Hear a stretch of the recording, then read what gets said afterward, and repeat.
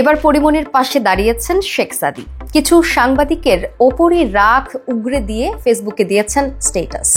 সম্প্রতি মারধরের অভিযোগে থানায় জিডি করেছেন পরীর গৃহকর্মী, যেখানে পিঙ্কি আক্তার নামের সেই গৃহকর্মী দাবি করেছেন নায়িকার 1 বছরের কন্যা সন্তানকে খাবার খাওয়ানোকে কেন্দ্র করে তাকে মারধর করেন অভিনেত্রী।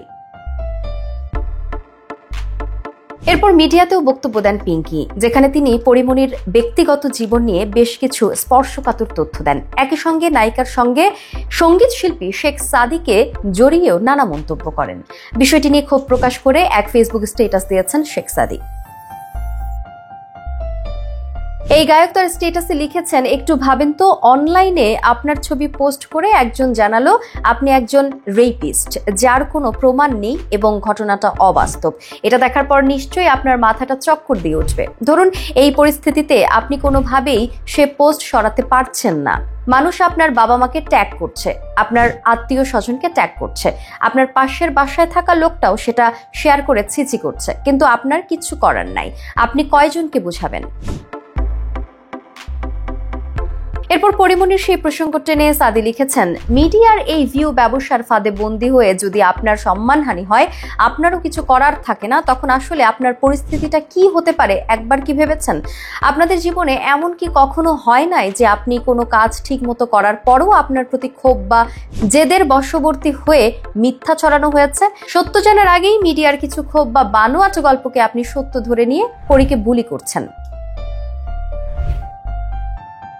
সাদীর কথায় একজন নাম পরিচয়হীন মানুষ, যাকে কেউ চেনে না, তার কথার উপর ভিত্তি করে তাকে মিডিয়ার সামনে উপস্থাপন করা হলো।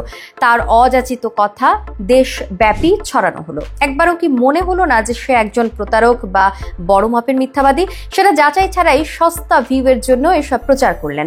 এখানে তো আমার বা সৌরভের কথা আসার প্রশ্নই আসে না। তাই এটা ক্লিয়ার যে উক্ত ঘটনার মূল উদ্দেশ্য পরীকে হেয় করা। নায়িকা পরিমণির পাশে দাঁড়িয়ে এই গায়ক লেখেন, পরীর সাথে আমিও আমার পরিবার মানুষের কাছে প্রশ্নবিদ্ধ হচ্ছে, যেটা আমি আর আমার পরিবার ডিজার্ভ করি না। পরী আপনাদের ভালোবাসার জন্যই আজ একজন সুপারস্টার, কিন্তু তার উপহার স্বরূপ যে কোনো বিষয়ে তার ব্যক্তিগত জীবনকে টেনে তাকে হেয় করার চেষ্টা করা হয়। কিছু ভিউ ব্যবসায়ী সাংবাদিক পরীর জীবনের খবরকে বানিয়েছে তাদের রুটি রুজি অংশ।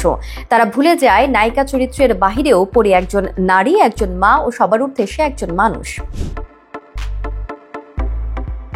প্রসঙ্গগত, সম্প্রতি সময়ে একাধিকবার শেখ সাদীকে জড়িয়ে পরিমণি সংবাদের শিরোনাম হয়েছেন। তাদের প্রেমের গুঞ্জনও শোবিজ অঙ্গনে ঘুরে বেড়াচ্ছে, যদিও দুজনই দাবি করেছেন তাদের মাঝে কোনো প্রেমের সম্পর্ক নেই।